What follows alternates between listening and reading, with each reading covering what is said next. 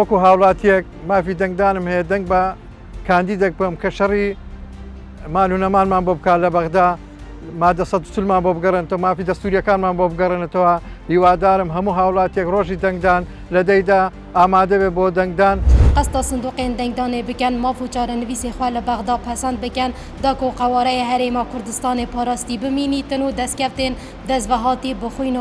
xwîna şehîdan û qurbanîdanê bi her we neçin û destkeftên baştir û ayîndeyekê baştir û welatekê avattir ava bikin. دەنگدانی ئەو جارە فەرقی هەیە لەگە دەنگداری جارەکەی کە چونچە ئەو جارە هەر محافەزەیەک گوتە چەند بازنەیەک لە هەر بازنەیەک یەک دوو کاندید دیاری کرا دەنگ بۆ کاندیدانە بدەن کە دیاری کراوە. من وەکو تاکێکی ئەو کۆمەڵگایە لە ڕێکەوتی دەیدا بەشداری دەکەم لە هەڵبژاردننی ئەنجومەنی نوێنەرانی عراقی فیدرال